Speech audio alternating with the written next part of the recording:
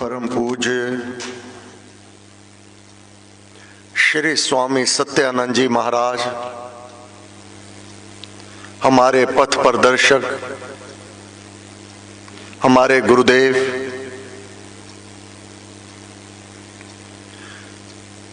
बड़ी सरल पद्धति से, सरल शब्दों में जीवन का सार गुरुदेव वर्णन कर देते हैं। कोई भी एकाग्र चित्त से महाराज के शब्दों को सुन लेवे, पढ़ लेवे, समझ लेवे, कोई कारण नहीं कि उसके दुख ना नष्ट होंगे, कोई कारण नहीं कि उसके कार्य सिद्ध ना होवे। करना होगा। पहले तो एकाग्रता से सुनना होगा, समझना होगा, फिर अपनी विवेचना करना होगा। जहां पर आवश्यकता है अपने में परिवर्तन करने का, ज्ञान वह जो कर्मों में प्रकाशित हो जावे, कर्म में आ जावे। केवल सुन करके तो कार्य सिद्ध नहीं होता। जननी मां ने ज्ञान दे दिया कि रसोई में ऐसे भोजन तैयार किया जाता है, अब सुन लिया, केवल उसको क्रिया रूप में ना किया तो किसकी पेट की भूख तो नहीं समाप्त होगी। इसी प्रकार यह ज्ञान सत्संग में सुन करके अपने जीवन में उतारना होता है,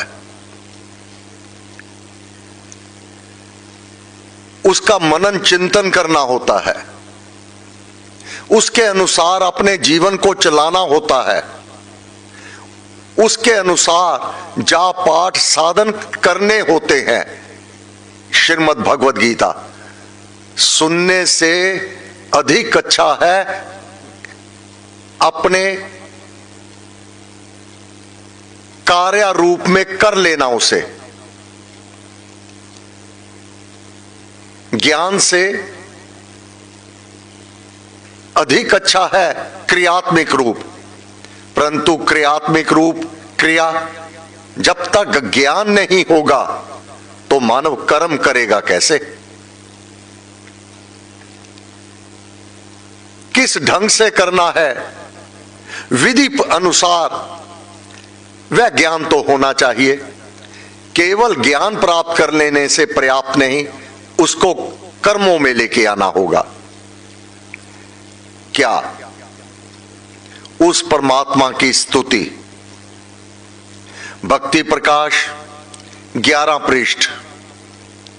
हे मेरे राम, कारण ये सृष्टि, ये जड़ और जंगम जगत, इसका कारण बनने का तू है। फिर कारण कर्ता सृष्टि के, सर्व लोक के ईश, 1 2 4 नहीं, लख पताला पताल, लख आकाशा आकाश। कितनी है सृष्टि? लाखों पताल है, लाखों आकाश है, हमें तो एक दिखाई देता है। हे मेरे राम, इनको बनाने वाला तू है और इनको चलाने वाला भी तू है। सर्व लोक के ईश, जितने भी लोक हैं, सबका ईश्वर, मालिक, स्वामी, हे मेरे राम तू ही है। अब तेरी सुंदरता इतना विस्तृत, ये तेरा संसार, तेरी दुनिया, तेरा ब्रह्मांड, किसके तू वशीभूत हो जाता है? जो तेरे से प्रेम करता है, जो तेरा हो जाता है, तेरे नाम का आराधन करता है, तुझे मानता है, तेरी शक्तियों को स्वयं अनुभव करता है और विश्वास रखता है। अकारण करुणा के घर, तू अकारण ही, बिना कारण के, केवल इतना कर लेने पर उस पर करुणा कर देता है। तू करुणा का घर है, स्रोत है। कृपामय जगदीश, जगत का ईश्वर, तू कृपामय, अपने शरणागत को, शरणागत के काज संवारे। अब अगर ये मानव को समझ आ जावे, ना तो मंगलवार की प्रार्थना सभा छोड़ेगा, ना रविवार का सत्संग छोड़ेगा, अगर नित्य प्रतिदिन नहीं आ सकते, अगर नहीं आ सकते। संगी साथी आद सुख देवेंगे, आद दुख देवेंगे, ये सिद्धांत निश्चित है। दोस्त मित्र, सगे संबंधी, रिश्ते नाते, ये स्थायी सुख नहीं दे सकते, और जो स्थायी सुख देने वाले हैं उस ओर पीठ कर लेता है। यह ज्ञान सत्संग में ही मिलेगा। रविवार का सत्संग प्रातः 8:30 से 10, Shri Ram Sharanam, Shri Ram park, civil line, Ludhiana, अगर भूल चुके हैं। मंगलवार की प्रार्थना सभा है ये। जो इसमें जाप करता है, अपने प्रारब्ध के कारण, जाने अनजाने में किए विपरीत कर्म, पाप कर्म, कर्म पीछा नहीं छोड़ता, वह अपना प्रभाव दिखाएगा। जपते राम राम जप पाठ, अब नियम से जाप पाठ करते हो, जलते कर्म बंद यथाकाठ, उनका प्रभाव विपरीत कर्मों का, निषिद्ध कर्मों का, पाप कर्मों का, पातक कर्मों का, वह घोरतर ताप ना होगा, तुम्हें नहीं तपा पाएगा। क्यों? अब तू शरण में आ गया है, अब राम की ओट में आ गया है। उसकी कृपा तले एक अंधा व्यक्ति, आंखों की रोशनी बाल रूप से नहीं है, नित्य नियम से मंदिर में जाए, वहां बैठता, भजन पाठ करता, जाप करता, नियम में पक्का, आंधी तूफान हो, वर्षा हो, गर्मी हो अथवा सर्दी हो, नियम को भंग ना करे। किसी से भी कहता मुझे मंदिर तक ले जाओ। एक दिन एक व्यक्ति ने कहा, प्यारे, जब तू देख ही नहीं सकता, भजन कीर्तन ही करना है तो अपने घर में कर लिया कर, ये ठोकरें क्यों खाता है? वर्षा में, आंधी तूफान में मंदिर में जाके बैठ जाता है।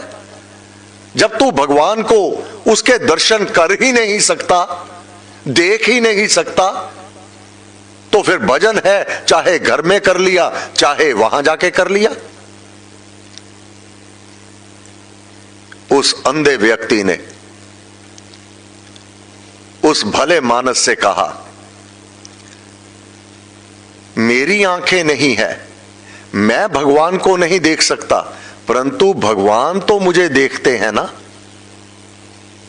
मैं भगवान के दर्शन नहीं कर पाता, परंतु मेरी भावना को, मेरे पूजन को, मेरी इस अनन्य भक्ति को मेरा भगवान तो देख रहा है ना, वह तो मुझे देखता है ना। मेरे प्रारब्ध कट रहे हैं। ये है समर्पण, ये है विश्वास। हम तो घर में ही कर लेते हैं प्यारे सत्संग का, प्रभ का सिमरन साध के संग, ना जाने किसके सदके वह देवादिदेव कृपा अवतरित करते हैं। जब कोई वीआईपी, साधारणता ले लो, किसी शहर में जाना होता है, किसी स्टेट, किसी कस्बे में जाना होता है, मान लो प्राइम मिनिस्टर ने जाना है कहीं, तो सारा प्रशासन, सड़कें ठीक करो, कोई गड्ढा ना हो, नई बनाओ, नई लाइटें लगाओ। अब वह विशिष्ट व्यक्ति तो एक बार निकल गया, अब कितनी देर तक वहां के नागरिक, वहां के वसनीक उसका लाभ उठाते रहेंगे? अकेले उस विशिष्ट व्यक्ति ने ही उस लाइट का, उस प्रबंध का लाभ ना उठाया, बाकियों को भी हुआ। सत्संग में ना जाने कौन सा सिद्ध उपासक उपस्थित हो, जिसके लिए वह देवादिदेव अपनी कृपा अवतरित करते हैं, उसके सदके वह सभी निहाल हो जाते हैं। जिस प्रकार रोशनी विशिष्ट के लगाई गई, परंतु उजाला तो सबके लिए हो गया। वह देवादिदेव प्रकट हुए अपने भक्त के लिए, जितने भी वहां पर है सब लाभवंत हो जाते हैं। यह गहरा भेद है सत्संग में बैठने का, यह गहरा भेद है इस प्रकार सभा में बैठ करके सबके साथ नाम जाप का। जब वह कृपा दृष्टि अवतरित करते हैं तो सबकी ओर उनकी दृष्टि जाती है, तो माला माल हो जाता है साधक। रविवार का सत्संग, मंगलवार की प्रार्थना सभा, ये साधारण नहीं है।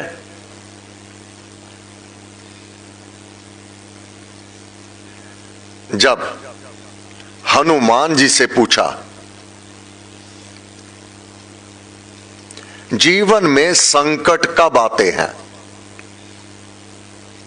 मानव दुखी कब होता है, कष्ट, तकलीफ, अपना आक्रमण तीक्ष्ण कब कर देता है, मन कब तपता है, क्या कारण होता है? उत्तर, परमेश्वर ते पुल्या व्यापन सबन रोग, एक राम को भुला दो। एक दो चार नहीं, हर प्रकार के रोग, हर प्रकार के दुख, हर प्रकार से अशांति अपना आक्रमण कर देवेगी। नियम से सत्संग, नियम से जाप, ये सभी ईतियां, आदि व्याधि उपाधि उस साधक से दूर रहती हैं। कैसे रहती हैं? जिस बच्चे के साथ उसका पिता खड़ा है, कोई भी दुष्ट पास जाने की हिम्मत नहीं करता। एक पिता से हाथ छुड़ा लो, बच्चा अकेला हो गया, इस जगत में उसको अपहरण करने वाले दुष्ट अनेक होंगे। अब उसके कष्टों का, तकलीफों का साम्राज्य उसके सम्मुख होगा। केवल अपने पिता से अपना बाजू छुड़ा लेने से, उससे दूर हो जाने से, उसकी दृष्टि से, उसकी चरण शरण से जो दूर हो गया, जो बच्चा फिर ठोकरे हैं, हम बच्चे हैं उस परमात्मा के, उससे दूर होने पर आदि व्याधि उपाधि, शारीरिक रोग, मानसिक पीड़ा और प्रकृति के रोग, प्रकृति का प्रकोप, इसका साम्राज्य सम्मुख खड़ा होगा। ये बातें यूं ही नहीं कही गई, इसको हल्के में मत लेना।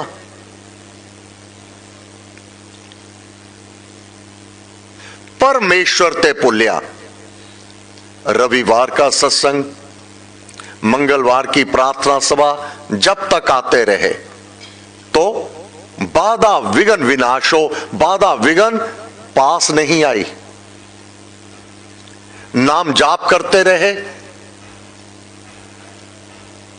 इन सभी विपरीत परिस्थितियों ने दूरी बनाई रखी। कारण कोई भी होया, स्वयं दूरी बना ली सत्संग से, प्रार्थना सभा से, तो ये सब अशांति, दुख, ये भय, इनका आक्रमण हो जाएगा। अब निर्णय तो मानव ने स्वयं करना है। चाहे तो सुन करके अनसुना कर दो, चाहे एकाग्रता से, गंभीरता से इस पर विचार करके जहां त्रुटि हो चुकी उसको सुधार लेना ही बुद्धिमता है। अलभ्य लाभ, सुलीनता, मिले लक्ष्य में आप, महामंत्र सुनाम का सहज योग है जाप, गूंजे मधुमय नाम की ध्वनि नाभि के धाम। अब साधक की उन्नति होने लगती है। इस नियम को ना तोड़ करके, क्योंकि अब वह शक्ति उस साधक में जागृत होने लगती है। जहां राम की शक्ति जिस साधक के भीतर जागृत होगी, वहां पर यह भीरू, दुख, कष्ट, मानसिक पीड़ा प्रवेश नहीं कर पाते, उससे कोसों दूर चले जाते हैं। उस घर को, उस हृदय को, उस साधक से कोसों दूर चले जाते हैं। जहां सिंह शेर होता है, गीदड़ वहां नहीं आया करते।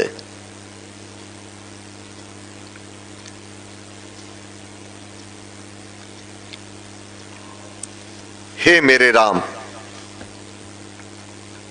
तेरे सुगुण अनंत हैं, तेरे सुंदर गुण एक दो चार नहीं, बेअंत हैं, जिनका अंत नहीं है। तब स्वरूप अनंत, ज्ञान आनंद अनंत है, शक्ति का नहीं अंत। जिसकी शक्ति का अंत नहीं, उसको भुला दिया।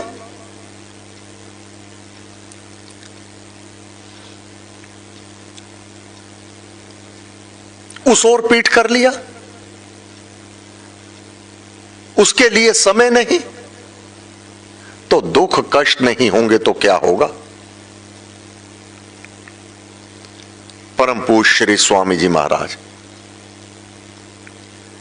जब वह परमात्मा पालन पोषण करने लगता है, जिस प्रकार माता पिता के होते हुए जब तक पुत्र पुत्री बालक माता पिता के संरक्षण में है, कोई भी दुष्ट दृष्टि से उस बालक की ओर नहीं देख सकता, उस बेटा बेटी की ओर कुभाव से नहीं देख सकता। क्यों? वह सुरक्षित है, माता पिता के संरक्षण में। जब एक मानव के रूप में मानव बच्चा माता पिता के संरक्षण में सुरक्षित है, तो हम क्या कहते हैं? तुम ही हो माता पिता, तुम ही हो। भुला देते हो ये। और वह सर्व शक्तियों का स्वामी है। और तेरे गुण तो सब मुनिजन जो मनन करते हैं, इसका चिंतन करते हैं, इस तथ्य को जानते हैं, सब मुनिजन गावे तुझे, तेरे गुणों को गाते हैं। तेरे संरक्षण में, तेरी शरण में, तेरी कृपा दृष्टि के तले महर्षि संत अनेक, महर्षि त्रैकालदर्शी, जो इस तथ्य को जानते हैं, तीनों, क्या हो चुका, क्या होने वाला है, क्या हो रहा है। और संत नाम के उपासक, क्या कहते हैं? सभी उपासक जो तेरी उपासना करते हैं, इस भेद को जान चुके, जो भक्ति में निमग्न रहते हैं, इस तथ्य को जान चुके। है तू पालक एक, तू ही सबका पालन पोषण करने वाला है। जितने भी ऋषि हैं, मुनि हैं, संत हैं, महात्मा हैं, उपासक हैं, भक्ति में लीन रहने वाले हैं, अनन्य भक्त है, तू उनका पालक पोषक अपने संरक्षण में रख लेता है। अब जब सर्व शक्तियों का स्वामी रक्षक हो जावे, जब वह पालक हो जावे, जिस प्रकार दुष्ट व्यक्ति संसारिक माता पिता के होते हुए बच्चे की ओर कोई दुष्ट दृष्टि नहीं रख सकते, बच्चा सुरक्षित है। हम बारक, तू माए हमारी, हम तेरे बच्चे हैं, क्यों भूल जाते हैं ये सब? परिणाम क्या होता है? मन से अशांति, दुख, कष्ट।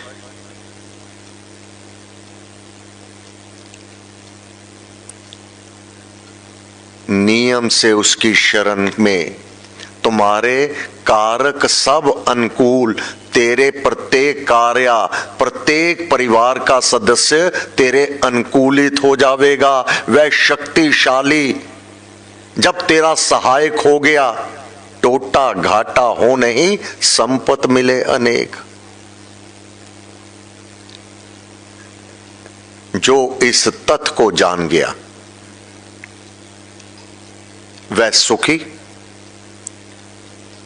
जो नहीं जाना या अपने व्यवहार में ना लेके आया तो वह दुखी। तो कारण कौन हुआ दुखों के लिए अथवा सुखों के लिए? तू आप।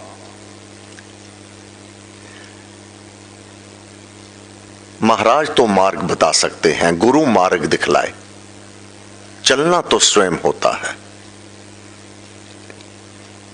हे गुरुदेव, आपको बार बार नमस्कार, नमस्कार, नमस्कार, नमस्कार।